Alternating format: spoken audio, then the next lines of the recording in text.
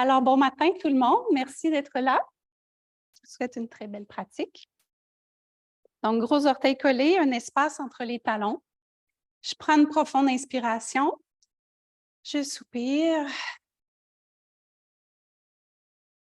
Je prends le temps de glisser tout doucement à l'intérieur de moi.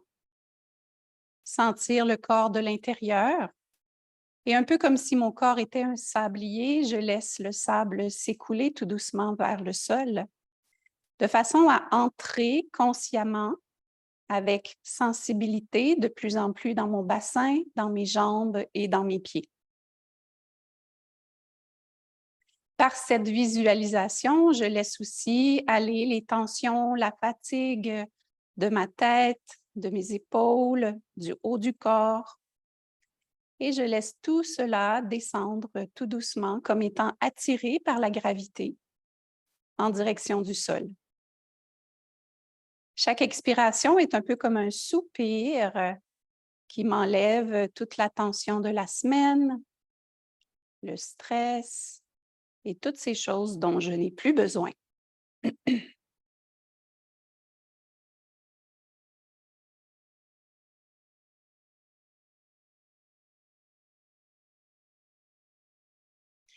Puis, à la prochaine expiration, je commence à me tonifier un peu plus. Toutes les petites fibres musculaires au niveau des pieds, je les active, chevilles, mollets, cuisses, et je repousse le sol avec les pieds et les jambes. En repoussant le sol, je sens automatiquement le tronc se tonifier, mais surtout dans sa profondeur. Et j'amplifie cet effet grâce à l'installation des 3 bandhas, Mula Bandha en relevant le plancher pelvien, Uddiyana Bandha en ramenant le nombril vers la colonne et un peu vers le haut, Jalandhara Bandha en abaissant le menton et en le reculant. Si ce n'est pas déjà fait, j'installe la respiration Ujjayi avec une petite contraction à la gorge. J'inspire en créant une vibration dans ma gorge. Et comme il fait très chaud aujourd'hui, cette vibration peut être modérée, étant donné que l'on sait que la respiration Ujjayi augmente la chaleur du corps. Peut-être qu'on veut le faire plus doucement aujourd'hui. À la prochaine expiration, j'ouvre les yeux et je m'applique à installer un regard maintenant très calme, immobile. Je vois par contre la périphérie sur les côtés. Je vois, j'observe, j'aperçois des objets, des personnes. Mon attention se porte sur rien de tout ça. Je ne fais que être conscient de ce qu'il y a de chaque côté de moi et j'ouvre même un peu ma sensibilité à ce qu'il y a derrière moi. Ceci dans le but d'être moins pris par ce qu'il y a devant moi. Salutations au soleil, j'inspire en levant les bras. Expire dans une flexion dos droit. Inspire, regard au loin. Puis j'expire, je recule dans la planche et je descends dans le Chaturanga. Inspire, Urdhva Mukha. Et expire, Adho Mukha Svanasana. Je prends le temps d'arriver dans mes mains. Des doigts bien ouverts, des mains ouvertes. Les mains qui repoussent le sol modérément, puisque c'est notre premier V inversé. Donc, modérément, je suis plus dans l'écoute, la recherche des sensations, dans les poignets, mains, épaules, dos, hanches, arrière des jambes, afin d'identifier si je dois modifier ma pratique ce matin selon ce qui se passe dans le corps. Puis, à la prochaine expiration, je regarde entre les mains et je ramène les pieds en marchant ou en sautant. Inspire, regard au loin. Expire, je redescends. Puis, jambes solides, j'inspire et je me redresse complètement. Expire, main en prière. Inspire en levant les bras. Expire, flexion dos droit. Inspire, regard au loin. Expire, Chaturanga avec ou sans les genoux. Puis j'inspire dans le Urdhva Mukha Svanasana. Et expire, bassin vers le plafond, Adho Mukha Svanasana. Grande inspiration, grande expiration. Je me rappelle que notre pratique de yoga est avant tout une pratique de respiration. Les postures sont là pour accompagner la pratique, mais c'est d'abord et avant tout une pratique de respiration et une pratique de conscientiser comment la respiration se fait à différents moments de la pratique, comment je peux l'améliorer, l'amplifier, mais aussi l'adoucir. La respiration m'enseigne plein de choses et elle rend la pratique des postures beaucoup plus efficace. À la prochaine expiration, je regarde entre les mains et je ramène les pieds. Inspire, expire, je redescends. Puis j'inspire et je me redresse complètement et j'expire. Inspire en levant les bras. Expire, flexion, dos droit. Inspire, regard au loin. Et expire, Chaturanga. J'inspire dans le Urdhva Mukha. Et j'expire, Adho Mukha Svanasana. Je fais quelques mouvements avec la tête afin de relâcher complètement la nuque. Je peux aussi faire des petits transferts de poids entre la main droite et la main gauche, entre le pied droit et le pied gauche, pour au final me retrouver encore plus centrée entre les deux mains, entre les deux pieds. Les mains cherchent à repousser le sol de plus en plus afin d'amener le bassin très haut vers le plafond. Pour ceci, on peut même lever les talons plus haut pour favoriser l'élévation des ischions encore plus.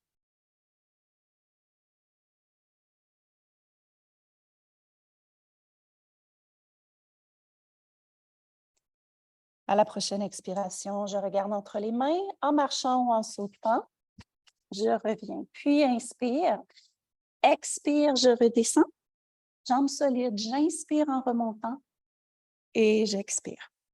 Inspire. Expire dans la flexion. Inspire, regard au loin et Chaturanga. Inspire, Urdhva Mukha. Expire, Adho Mukha. Alors, si je connais les rotations externes des épaules, je les applique maintenant avec les triceps qui se tournent en direction des jambes.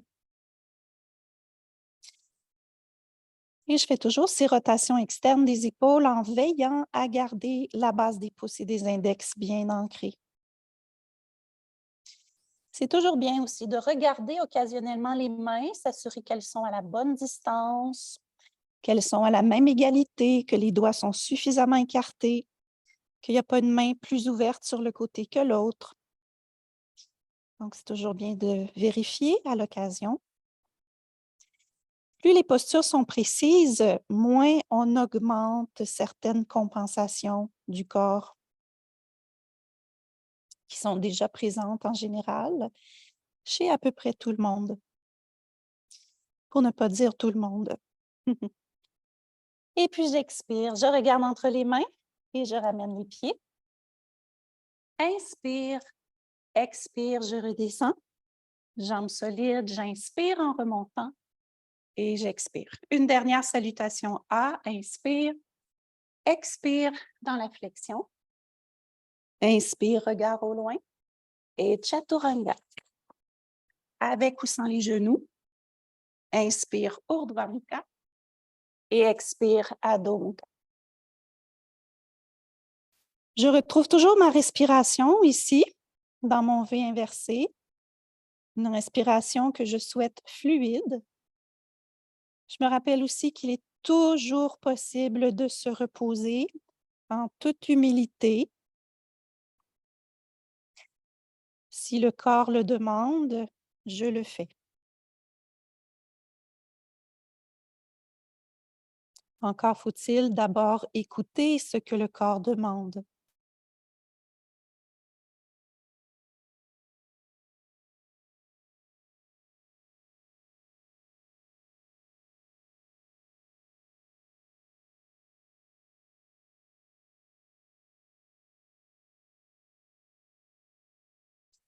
Puis j'expire en regardant entre les mains.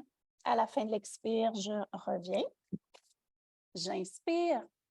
Expire, je redescends, puis avec des jambes qui repoussent le sol, je me redresse complètement et expire. Salutation soleil B. Genou fléchi. Inspire. Expire, déplie, flexion, dos droit. Inspire, regard au loin et Chaturanga. Inspire, Urdhva Mukha. Expire, Adho Mukha. J'avance le pied droit. J'inspire en levant les bras. Expire, main au sol, Chaturanga. Inspire et expire, Adho Mukha. J'avance le pied gauche et j'inspire. Expire, main au sol, Chaturanga. Et à nouveau, inspire et expire, Adho Mukha Svanasana.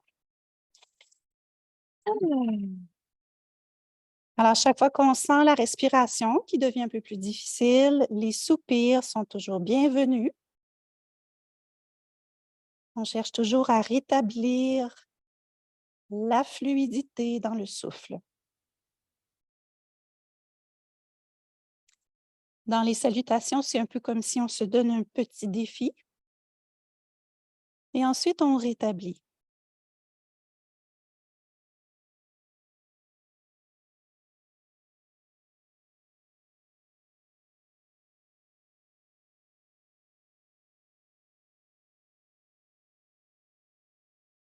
Et puis, j'expire en regardant entre les mains et je ramène les pieds. Inspire, expire, je redescends. Genou fléchi. Inspire. Expire, déplie, main en prière. Plie les genoux. Inspire. Expire, déplie et flexion. Inspire et Chaturanga. Inspire, Urdhva Mukha. Expire, Adho Mukha. Pied droit devant. J'inspire et expire. Main au sol, Chaturanga. Inspire, expire. Pied gauche. Inspire et expire. Main au sol, Chaturanga. À nouveau, inspire et expire. Adho Mukha Svanasana. Je me permets de soupirer ou même de me reposer.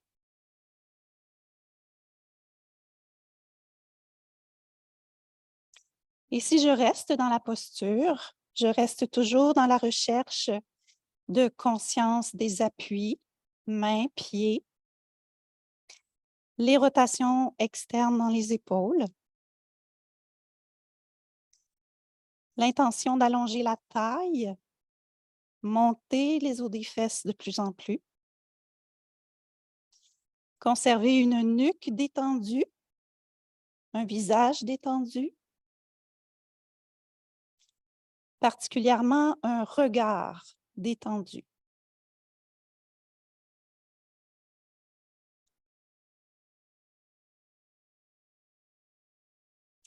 À la prochaine expiration, je regarde entre les mains et je ramène les pieds.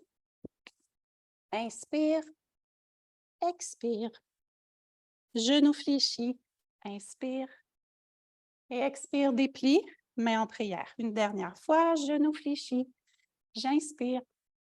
Expire, déplie et flexion dos droit. Inspire, regard au loin et Chaturanga. Inspire. Expire. Pied droit devant. Inspire. Expire, main au sol. Chaturanga.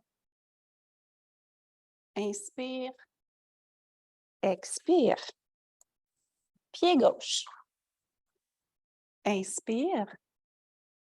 Et expire, main au sol. Chaturanga. Et puis inspire. Expire. Et maintenant, un soupir collectif. Voilà. Respiration profonde. Je m'applique particulièrement à allonger les expirations.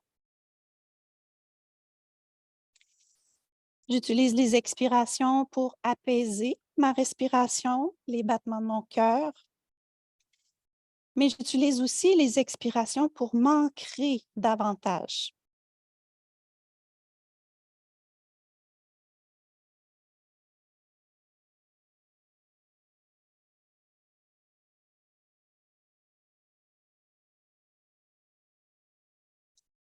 Puis à la prochaine expiration, je regarde entre les mains et je ramène les pieds.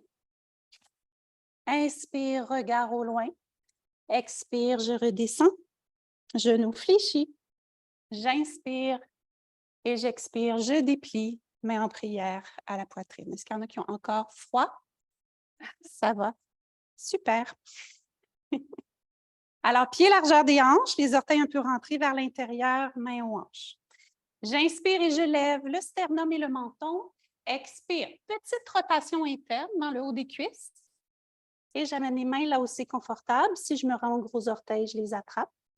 J'inspire, j'avance le sternum et le menton. Et à l'expiration, je redescends en essayant de retrouver un dos droit tout en maintenant les jambes droites. Donc, si le dos s'arrondit, tout simplement, je remonte les mains un peu plus haut sur les tibias. J'essaie de conserver une belle tonicité dans les jambes, comme si je m'étais acheté des pantalons trop serrés. Les pantalons viennent serrer mes cuisses, mes mollets, ce qui amène la peau vers les muscles vers les os, et tout ça qui stabilise les articulations. Sans toutefois pousser les genoux complètement vers l'arrière, on maîtrise bien l'hyperextension, mais on est très, très tonique, très, très stable. Pada Hastasana, j'inspire, regard au loin. Expire, ici, je plie les genoux pour glisser les paumes de main complètement sous les pieds. Puis j'inspire, j'allonge le dos et à l'expiration, je redescends avec l'intention de venir appuyer le ventre contre les cuisses. Donc, pour ce faire, je plie les genoux autant que nécessaire. Et graduellement, avec le temps, en portant mon attention sur les os des fesses, les petits os remontent. Et très graduellement, les jambes se déplient. Cela peut prendre quelques années. Donc, un autre enseignement du yoga, c'est la patience.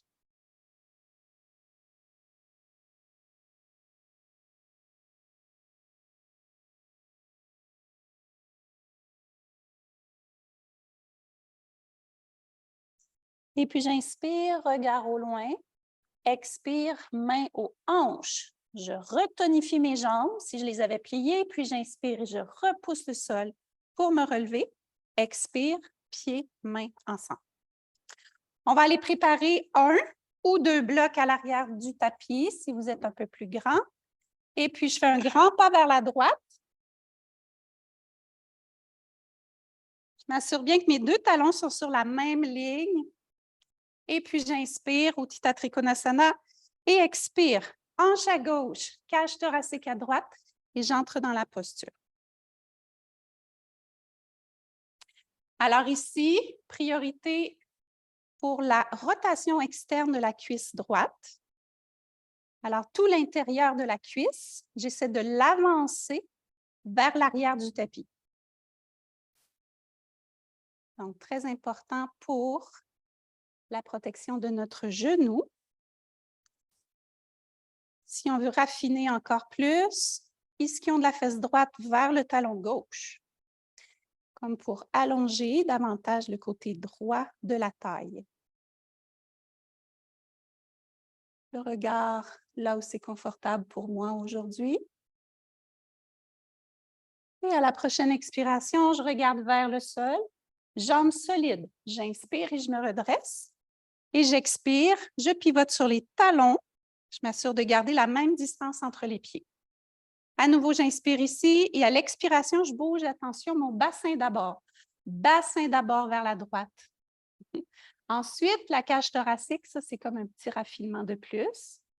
Ça finalise l'entrée dans la posture. Donc, c'est le bassin qui s'incline en premier. Ensuite, priorité, rotation externe de la cuisse. On a aussi les orteils, hein? Je n'en ai pas parlé encore, mais je vois en ce moment de beaux orteils bien écartés. C'est fantastique.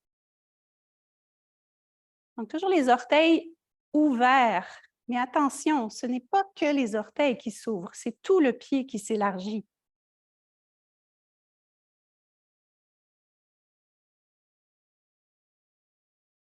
À la prochaine expiration, je regarde vers le sol avec des jambes solides. J'inspire et je me redresse. Puis j'expire, j'inverse la position de mes pieds. Mon bloc est déjà placé. On utilise la hauteur selon la souplesse qu'on a à l'arrière de la jambe droite et selon notre grandeur aussi. Et puis j'inspire, bras gauche en haut. Expire, je me penche, dos long, main gauche sur le bloc, main droite sur le sacrum. J'inspire, j'allonge encore plus la colonne et à l'expiration, rotation du tronc vers la droite. Et si ça se passe bien, bras droit vers le haut. Le bras, c'est toujours optionnel. On peut très bien faire une très, très belle torsion en gardant la main au sacrum. C'est aussi très, très bien. Alors, pour m'aider à garder les hanches au même niveau, je peux aussi repousser le sol avec le pied droit, ce qui fait reculer le bassin et ce qui a pour effet de ramener les deux hanches à la même hauteur. Malheureusement, parfois, ça défait aussi un peu la torsion, mais ce n'est pas grave. Après ça, je repousse le bloc avec la main gauche un peu plus. Je tends le bras droit plus haut vers le plafond pour essayer de retrouver ma torsion. À la prochaine expiration, je regarde vers le sol, je prends mon bloc avec moi, je fais un grand cercle lent en contrôlant ma posture, en contrôlant mon changement. J'inverse la position des pieds, je décale mon pied droit un peu à droite pour mieux pouvoir tourner les hanches vers la fenêtre. Puis j'inspire en levant le bras droit, expire, je me penche et j'allonge bien. Main droite sur le bloc, main gauche au sacrum. Avec ma main, je sens les deux hanches. J'essaie de les garder dans cette même position. J'inspire et à l'expiration, je tourne. Et dès qu'on tourne, on sent que les hanches veulent tourner un peu. Donc, avec le pied gauche, je repousse le sol. Ça va stabiliser les hanches. Et puis ensuite, bras gauche vers le plafond. Et il y a la main droite qui repousse le bloc, m'aidant à amener un peu plus l'épaule droite en dessous de l'épaule gauche. La respiration continue.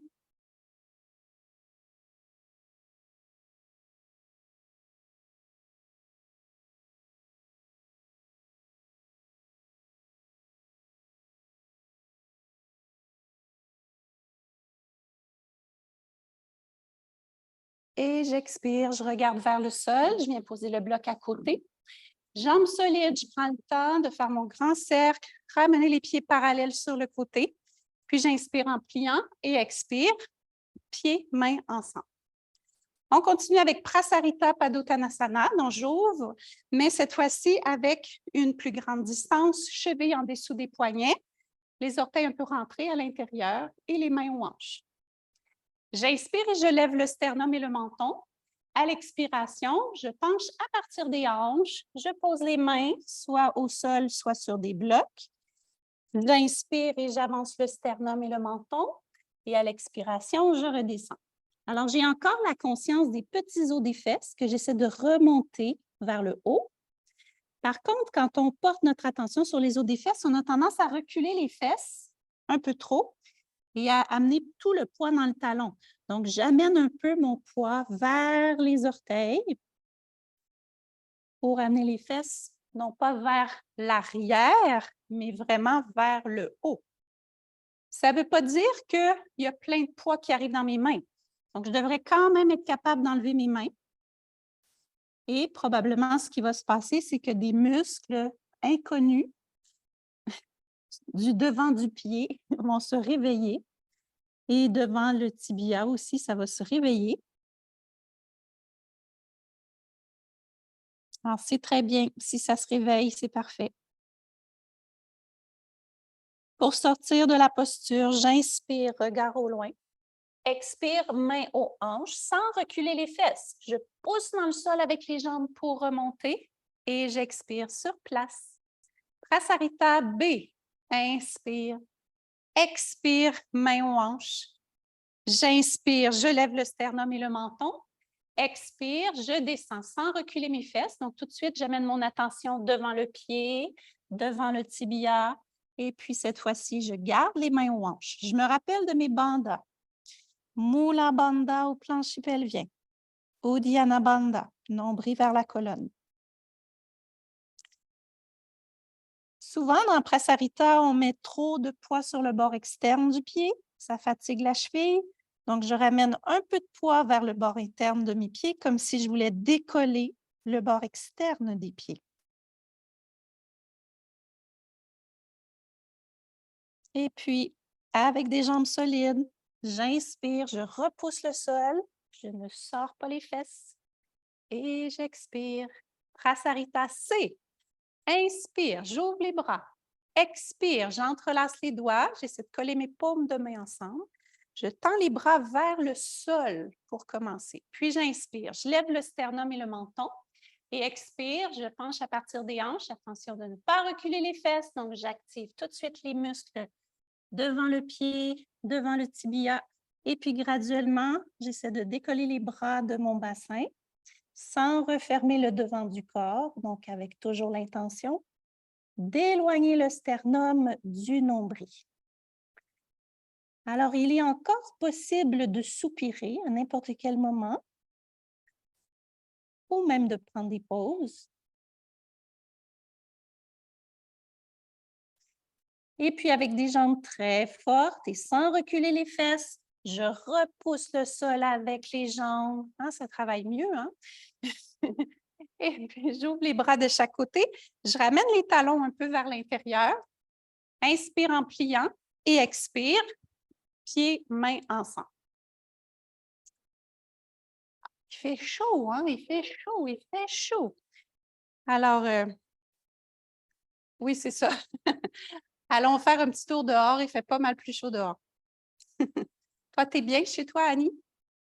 Oui? OK, c'est bon. Donc, salutation B, je plie les genoux. J'inspire et je lève les bras. Expire, je déplie. Flexion dos droit. Inspire, regard au loin. Et expire, Chaturanga. Inspire, Urdhva Mukha. Expire, Adho Mukha. Donc, comme il fait un petit peu plus frais près du sol, on va rester un peu près du sol avant d'aller faire nos guerriers. Donc, j'avance mon pied droit, mais je l'amène vraiment sur le côté droit du tapis complètement et je pose le genou gauche. On va faire des postures près du sol avant d'aller faire les guerriers. Êtes-vous d'accord? Oui? OK. Non, pas Shavasana. Tout de suite. Donc, ici, on va avoir 3 options. Première option, c'est on garde les mains par terre. Deuxième option, je viens placer mes avant-bras sur des blocs. Et ça peut être différentes hauteurs de blocs. On a plusieurs options. Et la troisième option, c'est les avant-bras par terre. Alors, si c'est accessible, avant-bras par terre. Maintenant, je m'assure d'avancer le sternum, hein, parce que là, le sternum veut comme s'écraser un peu. Donc, j'avance mon sternum. Et puis, avec les orteils repliés derrière, j'inspire. Et en expirant, je soulève le genou arrière. Je pousse le talon le plus loin possible vers l'arrière. Donc, attention de ne pas refermer le sternum. Respiration profonde.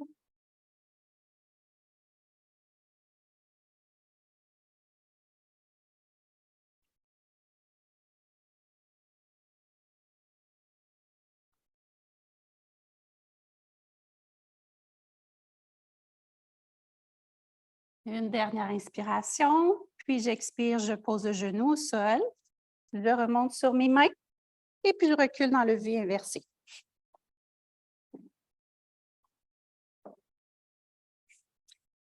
J'avance le pied gauche, je l'amène le plus à gauche possible de mon tapis, genou droit au sol. Alors, on va utiliser la même variante qu'on a utilisée pour le premier côté, donc soit sur les mains, soit avant-bras sur bloc ou avant-bras au sol. Avant de décoller le genou, je m'assure de bien avancer le sternum pour ne pas refermer le devant du corps. J'inspire et en expirant, je soulève le genou du sol et je pousse le talon vers l'arrière. Je pense à expirer, soupirer même. On peut soupirer le plus souvent possible, même quand on est fatigué et tout ça, très important.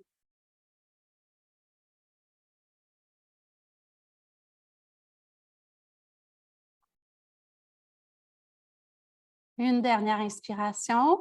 Expire, genou droit au sol. Je remonte sur mes mains, V inversé.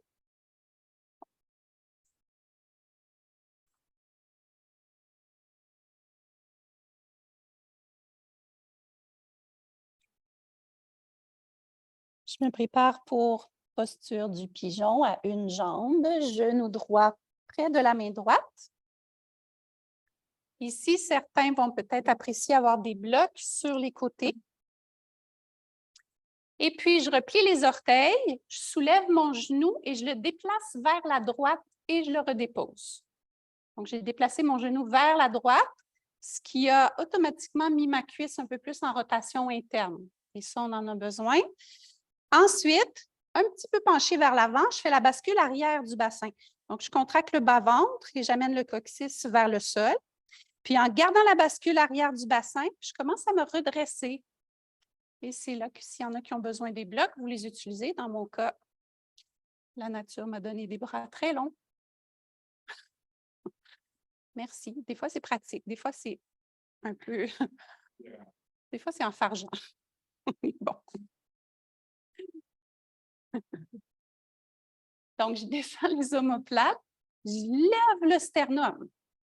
Attention, il ne doit y avoir aucune compression dans le bas du dos. Aucune compression dans le bas du dos. S'il y a de la compression, je me repenche vers l'avant, je refais la bascule arrière du bassin, puis je remonte et je m'arrête avant que la compression dans le bas du dos arrive. Ce qu'on veut, c'est préserver le bas du dos et amener le haut du dos à s'ouvrir de plus en plus.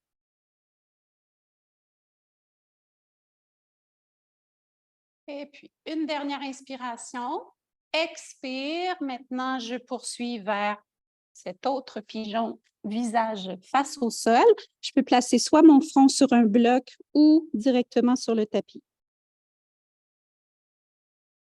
Ici, la respiration s'en va un peu plus dans le bas du dos à droite et dans la hanche droite.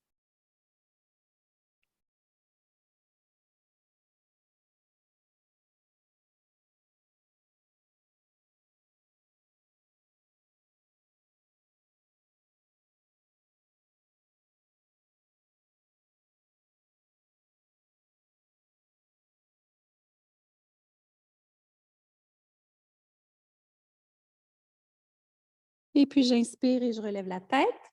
Expire, je recule avec les mains. Et puis, V inversé.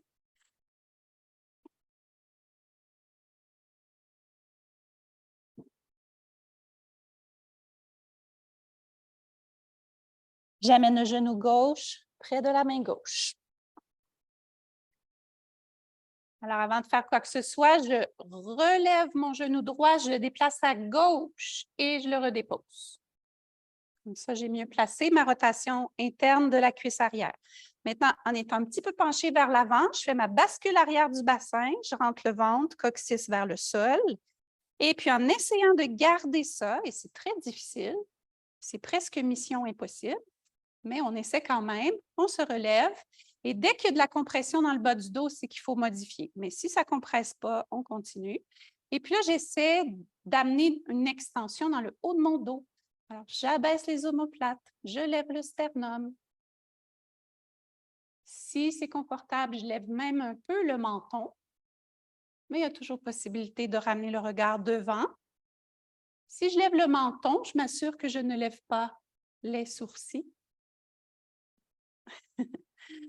Donc, quand on lève le menton, en général, on lève aussi le regard, mais jamais les sourcils. Alors ça, c'est un petit jeu intéressant à pratiquer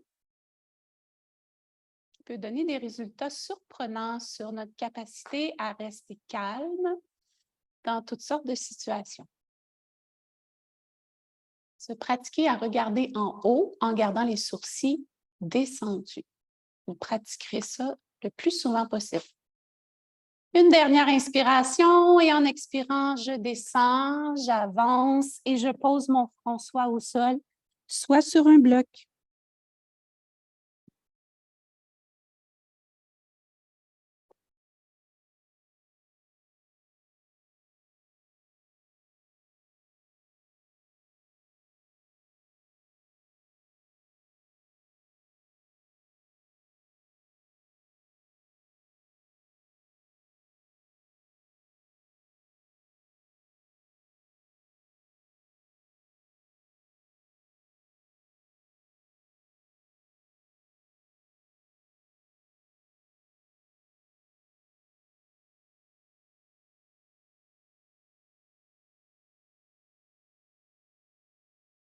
Puis j'inspire, regard vers l'avant. Expire, je recule avec les mains et je retourne dans le V inversé.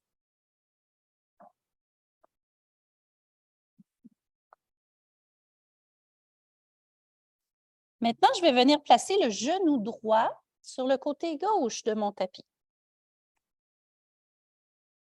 Puis je dépose la fesse. Donc, j'ai mon genou droit sur le côté gauche de mon tapis. Ma cuisse, elle est parallèle avec le devant du tapis. Maintenant, ma jambe gauche, ici derrière, je vais la porter loin vers le côté droit du tapis. Donc, vers le long mur, par là-bas. Très bien. Alors là, avant de faire quoi que ce soit, c'est bien de rentrer un peu le ventre parce que ça va être intense, d'accord? Donc, on rentre un peu le ventre. Et puis, j'avance les mains, je me tourne vers la droite, je me déplace vers la droite, j'avance la main gauche un peu plus et je pose mon front sur un bloc ou par terre pour les Gumby de ce monde.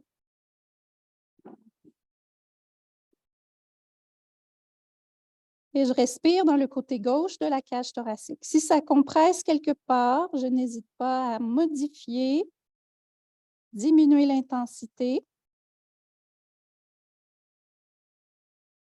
et garder une petite tension abdominale, comme si on voulait constamment faire une bascule arrière du bassin. Aussi, ça va vous aider à protéger le bas du dos. Respiration profonde.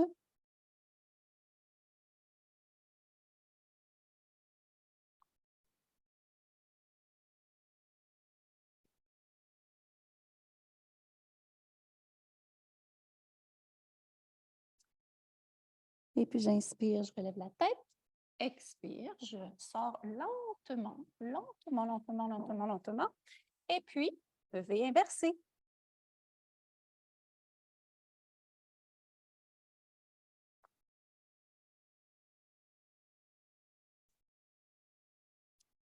J'amène maintenant mon genou gauche complètement sur le côté droit du tapis et je dépose la fesse gauche.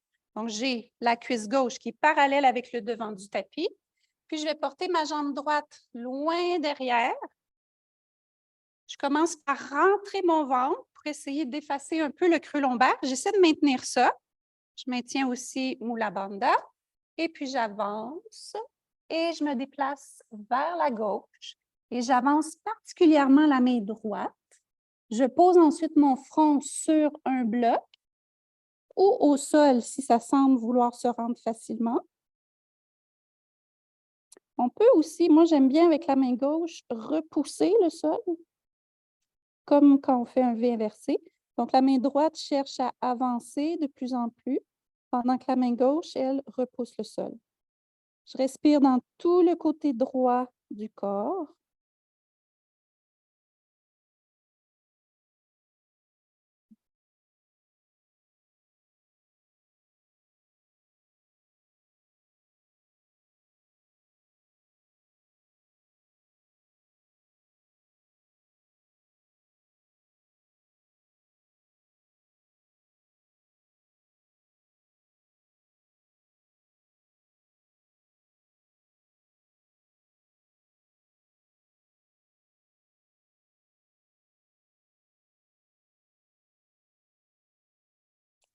Et puis, j'inspire et je relève la tête.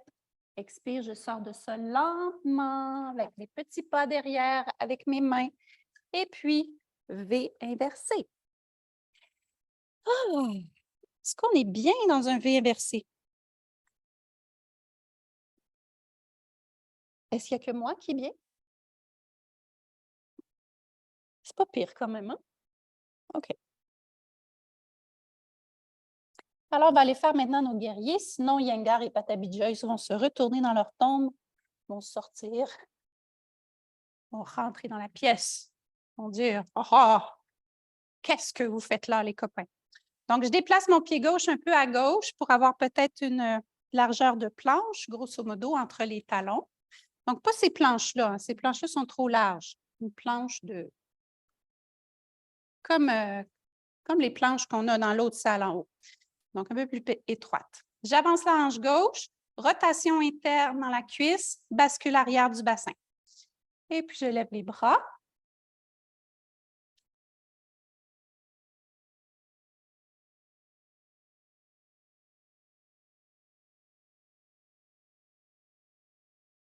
Alors, beaucoup de force et de présence dans les pieds, dans les jambes. L'intention d'amener une légèreté dans le haut du corps, c'est très facile à dire, je l'ai dit sans aucune difficulté, mais à faire, par contre, c'est une autre histoire. C'est une autre histoire. Donc, on essaie. On a les bandas qui peuvent nous donner un petit coup de main, puis après, la pratique. J'inspire et en expirant, guerrier 2. Ici, j'aligne les talons un peu plus un avec l'autre. Je recule les épaules. Le regard est détendu au loin. Un regard très calme. Il y a toujours la conscience de la vision périphérique et même une sensibilité à ce qui est derrière moi. Comme ça, je suis présent comme tout autour. En étant présent tout autour, ça m'aide à rester présent à mon pied gauche derrière.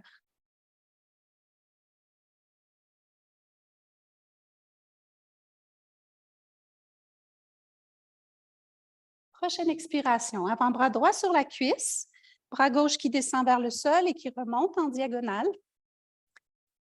J'inspire ici et en expirant, je tourne la cage thoracique un peu plus vers la gauche. Et je m'applique à faire une belle ligne droite du pied gauche à la main gauche. J'ai toujours ma respiration, Jai, qui est à la fois dynamique et calme. Donc, on explore aussi des contrastes à travers notre pratique.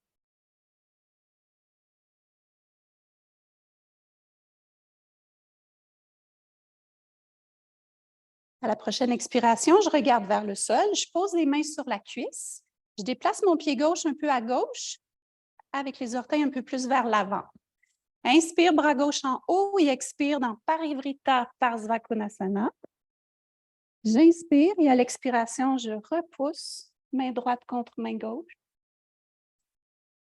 Genre, j'ai toujours ma respiration lente, profonde, régulière, qui vibre au niveau de la gorge. Aucune tension à la mâchoire.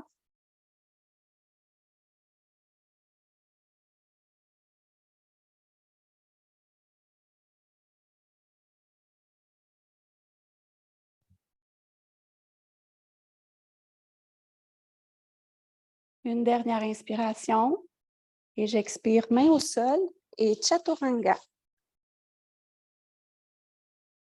Inspire dans Urdhva Mukha. Expire dans Adho Mukha.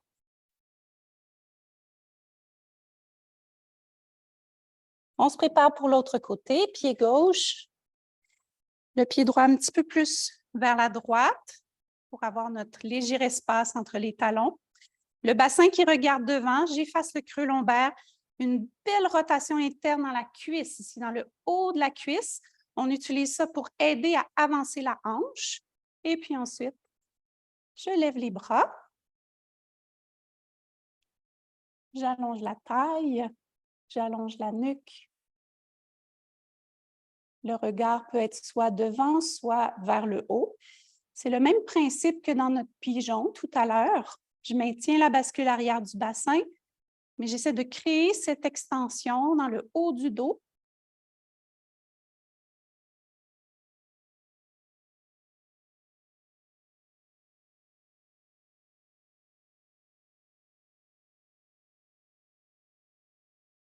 Puis j'inspire et à l'expiration, guerrier 2. J'aligne les talons. Genoux au-dessus de la cheville, épaules au-dessus des hanches. Donc, il y a un petit recul de la cage thoracique. Le regard toujours détendu.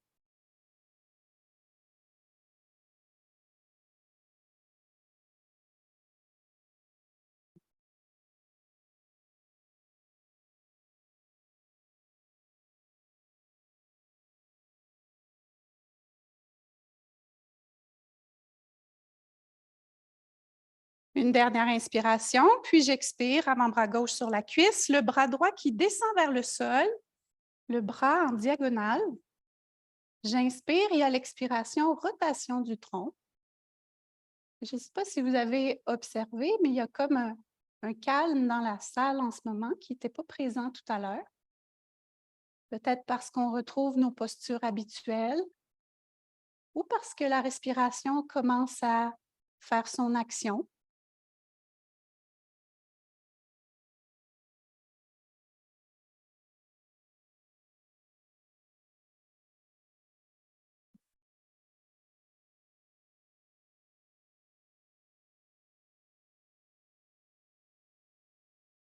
Une dernière inspiration. Puis à l'expiration, je pose les mains sur la cuisse.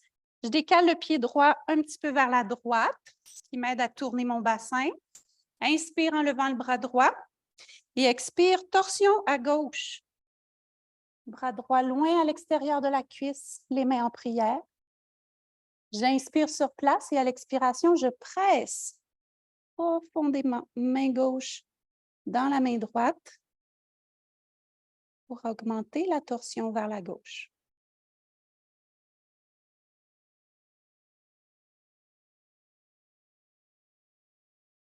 Je suis toujours conscient de mes pieds. Je peux même à l'occasion bouger les orteils un peu pour maintenir une certaine mobilité dans toutes les articulations des pieds.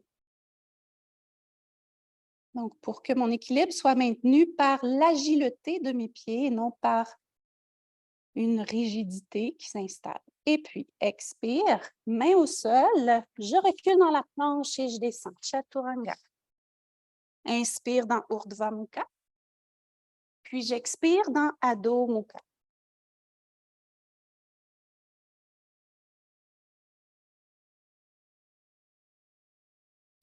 Les mains qui repoussent bien le sol.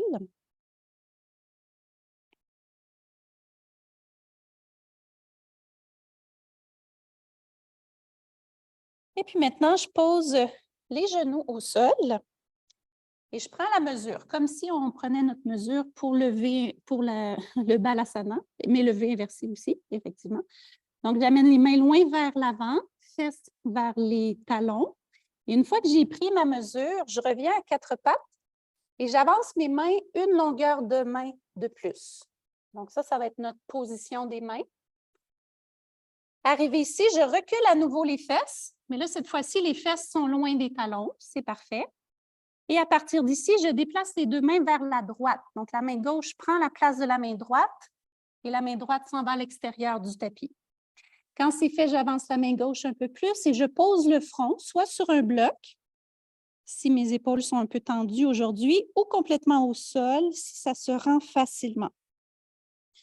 J'inspire dans tout le côté gauche de la cage thoracique et j'expire en reculant les deux hanches, particulièrement la hanche gauche. Un peu comme tout à l'heure dans la drôle de torsion qu'on a fait, il y a la main gauche qui cherche à avancer de plus en plus pendant que la main droite repousse le plancher, ce qui nous amène à ouvrir encore plus le côté gauche de la cage thoracique et de la taille.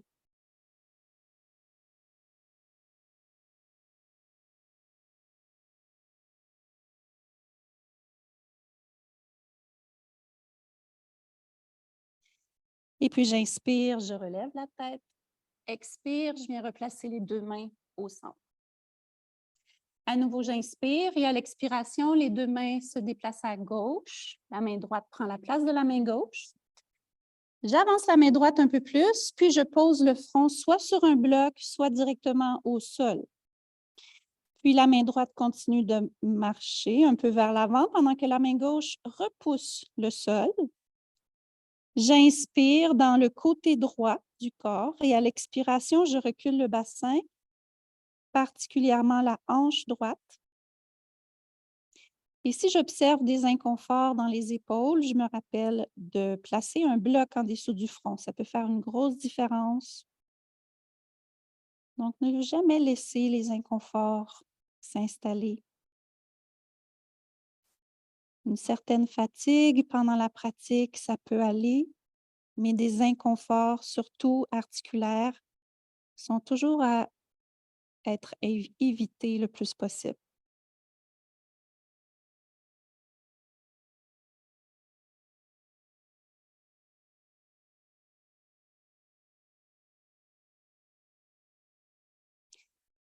J'inspire et je relève la tête. Expire, je ramène les mains au centre. Maintenant, on va aller dans la torsion.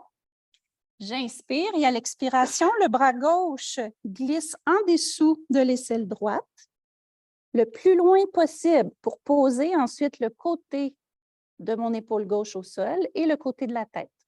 Je peux ensuite avancer la main droite vers l'avant et un peu à gauche. Et cette fois-ci, je recule les deux hanches. Je peux imaginer que quelqu'un tire sur mes deux hanches. Ceux qui font du yoga mur à mur ici, vous pouvez vous remémorer la sensation quand on a la sangle autour des hanches. C'est cette sensation que l'on recherche. Ici, la respiration va dans les deux côtés de la cage thoracique et j'essaie aussi de faire bouger mon dos. Je respire dans mon dos.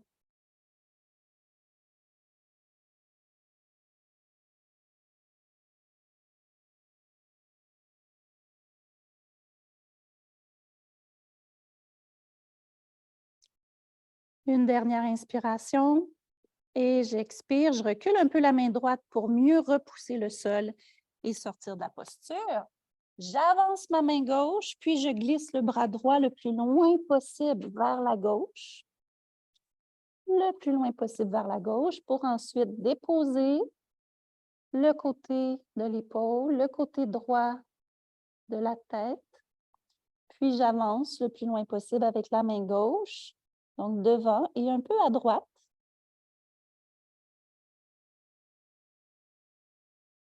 Et j'imagine que quelqu'un vient tirer sur mon bassin ou bien que je suis accrochée à une sangle au mur, comme dans le mur à mur. Je respire dans les deux côtés de la cage thoracique.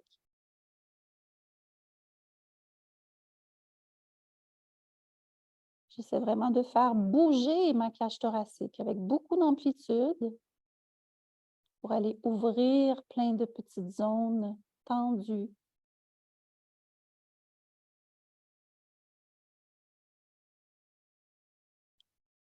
Je reprends une dernière inspiration. À l'expiration, je recule un peu la main gauche pour pouvoir repousser le sol et revenir à quatre pattes. Puis, dans la posture de l'enfant, on va faire une posture de l'enfant un peu différente aujourd'hui avec deux blocs. Alors, ça peut être la première hauteur de bloc ou la deuxième hauteur de bloc. Il faut essayer les deux, ça dépend de chacun. Et puis, je viens déposer mes épaules sur les blocs afin que les épaules reçoivent un support. Alors, ça peut faire une grosse différence parfois dans la détente lorsque les épaules sont reçues par quelque chose.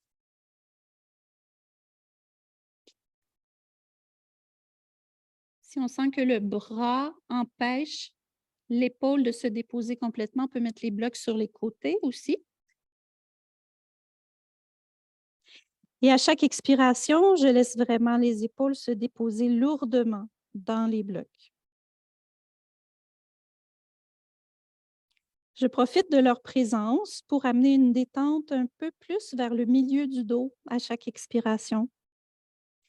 Donc, au lieu que, comme à l'habitude, le haut du dos, le milieu du dos soit comme étiré, je mise plutôt cette fois-ci pour une détente plutôt qu'un étirement.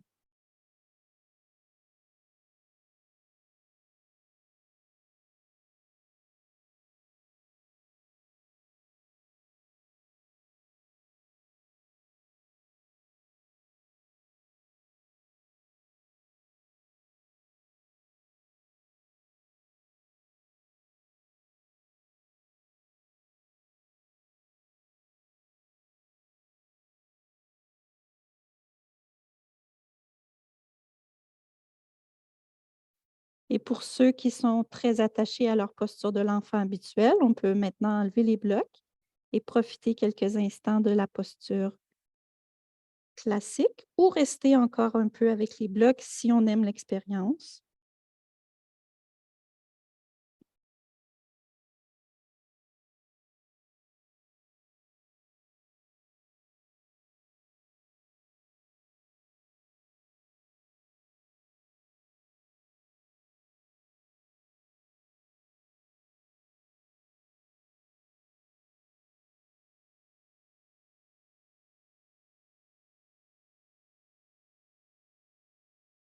Et finalement, je viens placer les mains de chaque côté des genoux et je repousse le sol avec les mains tout en arrondissant le dos, en gardant la tête rentrée. Et à la toute fin, je redresse tout le dos et finalement la tête. Dandasana Asana. Ça va bien? Vous n'avez pas le même air que quand vous êtes arrivé. Donc, je tire la peau des fesses vers l'arrière. Les mains de chaque côté. Dandasana. Ah, pardon. Cette semaine, il y a un thème. Donc, avant Dandasana, je place un bloc entre mes... Je sais pas. Cette année, ça se peut que ça dure toute l'année, je vous avertis. Donc, donc, le bloc, il est vraiment entre la base des orteils, mes côtés internes. Et puis, vous devez le tenir très fort, d'accord? Vous le tenez très fort, surtout s'il est en liège. En mousse, c'est plus facile, mais s'il est en liège, on le tient très, très fort. Et puis là, je pousse le bloc vers l'avant. Donc, peut-être plus le mettre dans le milieu. Puis, je tire le bloc vers moi. Je pousse le bloc vers l'avant et je tire le bloc vers moi. Donc, quand je pousse autant avec le bord interne de mes pieds qu'avec le bord externe de mes pieds. Pourquoi on va faire ça beaucoup, beaucoup, beaucoup dans les prochains temps? Parce qu'il faut mettre fin aux pieds en crevette. Il faut mettre fin à ce fléau des pieds en crevette.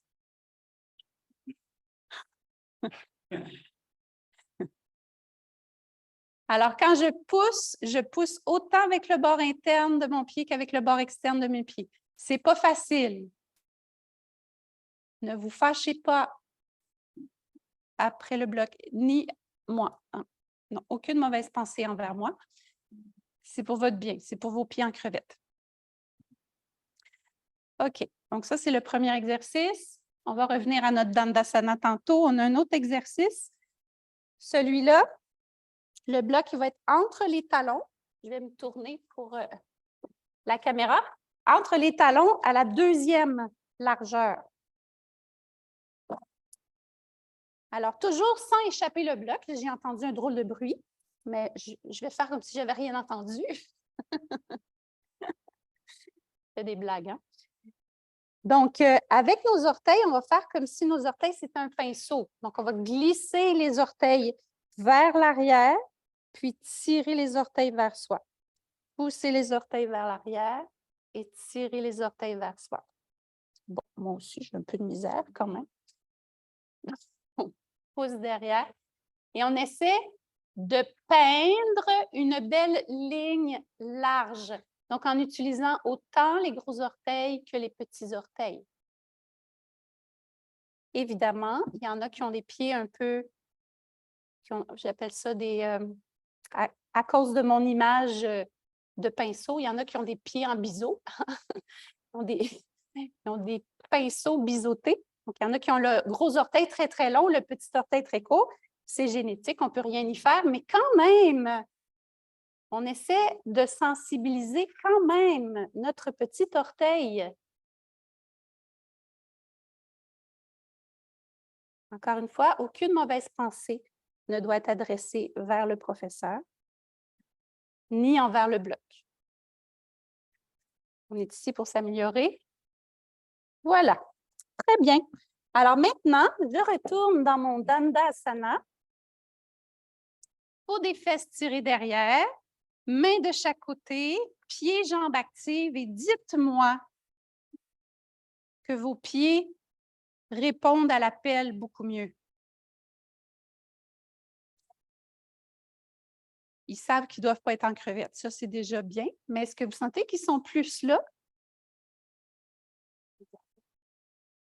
Oh, OK, je vais poser cette question-là dans 3 mois, quand on aura pratiqué plus. C'est peut-être trop tôt. Je suis trop enthousiaste. J'ai beaucoup trop d'enthousiasme. Oui, c'est ça. OK. Donc, en ce moment, mes jambes sont toniques. J'ai les 3 bandas qui sont là. Donc, très lentement, en gardant tout ça en action, j'enlève l'appui des mains. Et ensuite, j'inspire et je lève les bras. Expire, flexion vers l'avant. J'attrape soit ma sangle autour de mes pieds, soit j'attrape les gros orteils. J'inspire, je relève le sternum et le menton et j'expire, je redescends.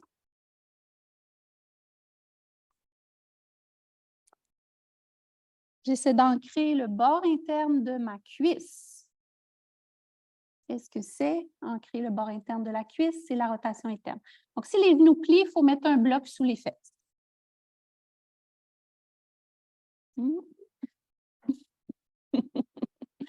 Ça ne tente pas toujours, c'est vrai. Mais c'est l'idéal. Paschimottanasana B, j'inspire, je me redresse un peu. Expire, je viens chercher le bord externe des pieds. Puis j'inspire, à nouveau, je me redresse et expire, je redescends.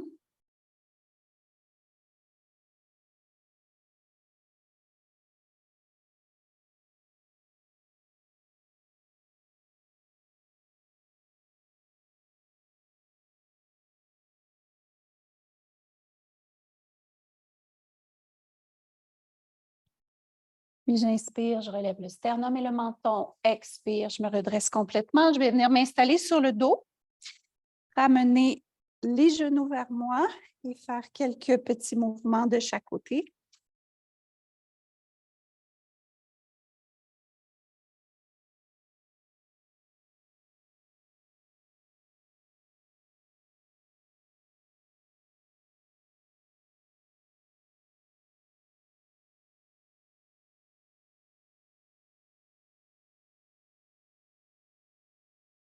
Et puis, je pose les 2 pieds au sol. Je vais prendre ma sangle.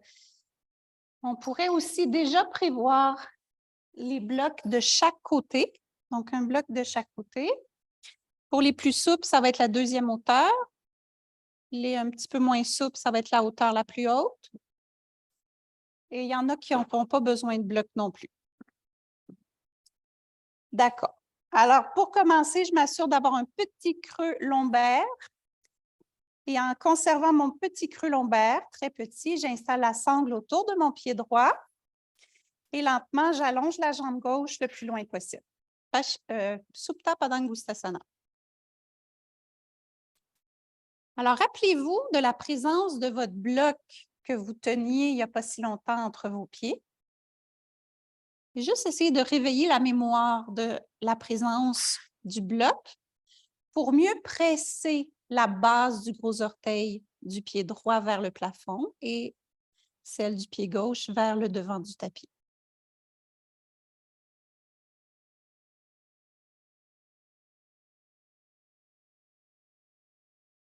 On se rappelle aussi de nos pantalons trop serrés, donc les muscles qui sont complètement pressés contre les os. On a tous hâte à Shavasana pour enlever nos pantalons trop serrés, c'est vrai. Mais ce n'est pas tout de suite. Donc, on a encore de la présence dans les jambes.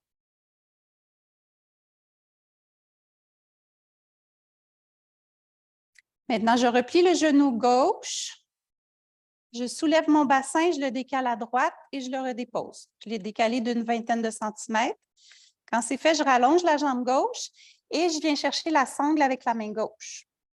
Alors, lentement, je tourne la jambe droite vers la gauche et n'essayez pas d'aller toucher le sol. Je m'adresse au plus souple. Donc, soit qu'on arrête la jambe là où elle s'arrête, soit on la pose sur le bloc. Et ceux qui ont l'habitude d'aller au sol, vous mettez le bloc deuxième hauteur, pas plus bas que la deuxième hauteur. Donc, on ne veut pas que la jambe soit plus bas que l'horizontale. Si on arrive à avoir la jambe horizontale et qu'on se dit « oui, mais moi, je suis souple, je pourrais aller plus loin », alors là, on va plus loin vers la gauche et ça change tout à la posture. Donc, le pied droit, plutôt que d'aller vers le sol, va aller plus loin vers la gauche. C'est beaucoup plus ça, la posture. Si c'est confortable, la tête peut tourner vers la droite.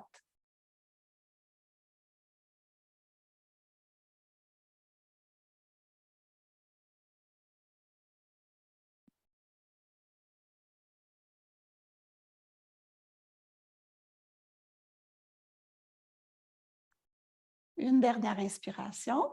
Et à l'expiration, je remonte la jambe complètement, j'enlève la sangle, je replace le bassin, la tête.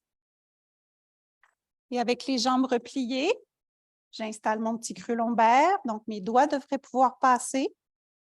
Et en gardant le petit creux lombaire, j'installe la sangle autour de mon pied gauche. Et lentement, j'allonge la jambe droite. Donc, c'est bien de l'allonger consciemment en la tenant. Donc, je la tiens bien. On a des petites rotations internes ici dans le haut des cuisses. Et je pousse aussi la hanche gauche vers le pied droit. Je me rappelle du bloc que je tenais entre les pieds. Je rétablis cette connexion pour mieux travailler avec mes pieds.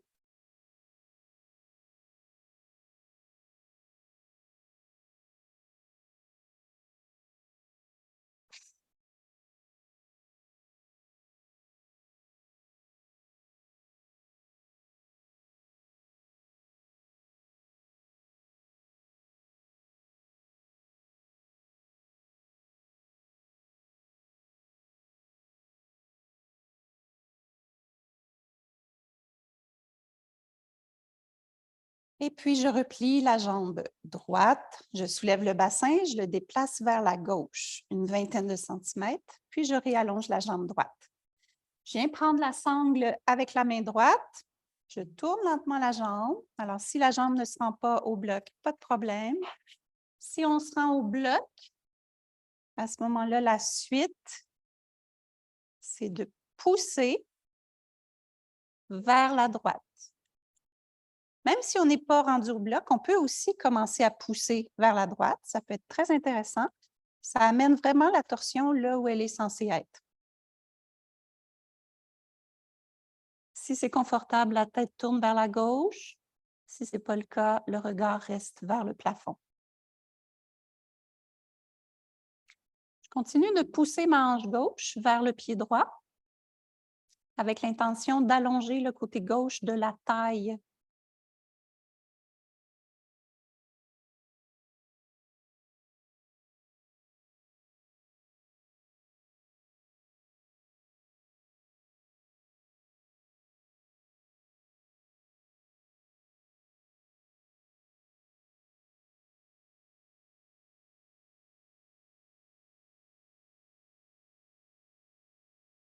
Je reprends une dernière inspiration. À l'expiration, je remonte la jambe. Et puis, je m'installe dans le Shavasana.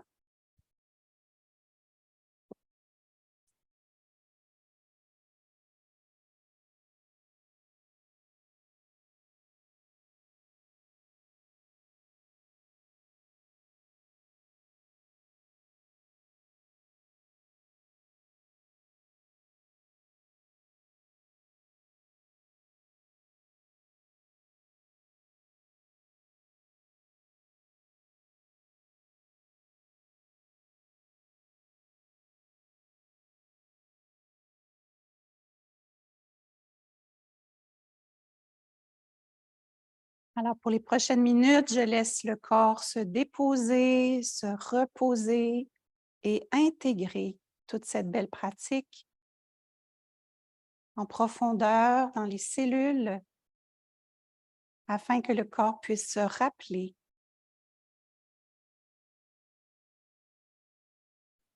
La respiration devient très, très calme, silencieuse, le visage paisible.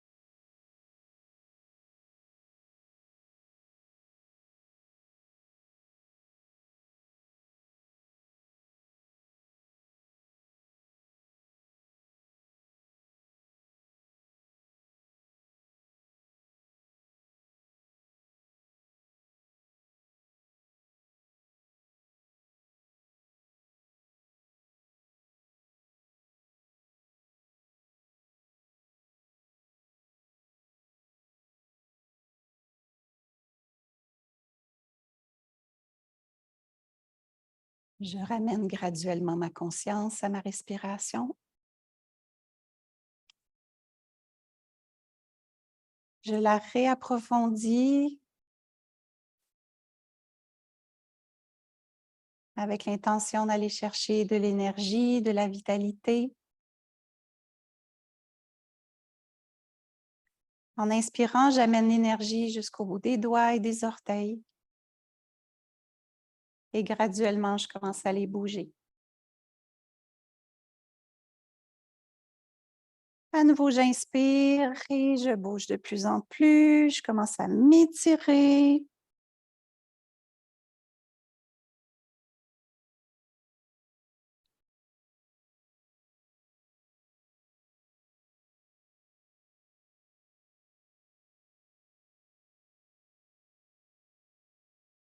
Puis, je replie doucement les jambes. Je me tourne sur le côté droit et je profite encore un peu sur le côté droit.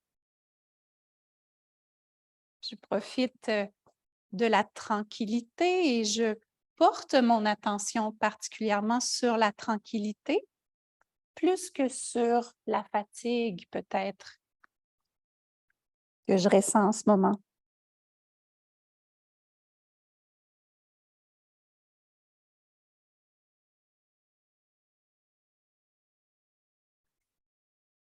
Et puis, en tournant le visage un peu vers le sol, je repousse le sol avec main gauche et main droite.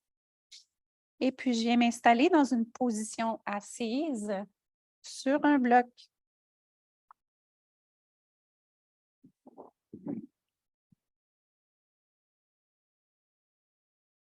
Donc, dans la position assise, j'essaie de retrouver une belle posture noble. Le bassin se dépose complètement sur le bloc.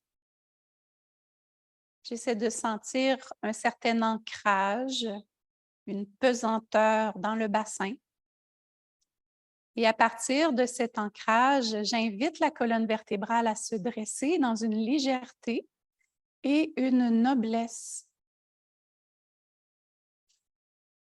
Les épaules retombent complètement, relâchées, détendues. Le devant de la poitrine légèrement ouvert, sans effort. Le visage paisible. Et j'émets l'intention que les effets bénéfiques de cette pratique m'habitent tout au long de cette journée.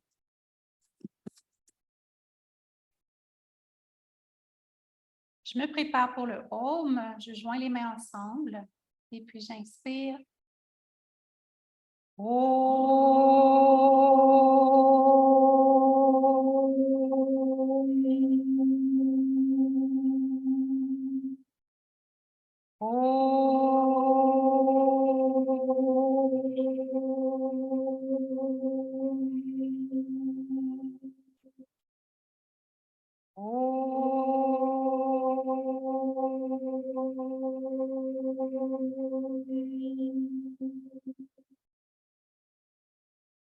Om Shanti, Shanti, Shanti.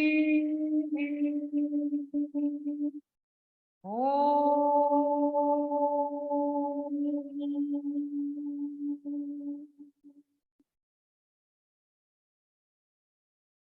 Inspire et soupire. Et merci beaucoup. Merci d'avoir été là. Merci à chacun de vous. Merci.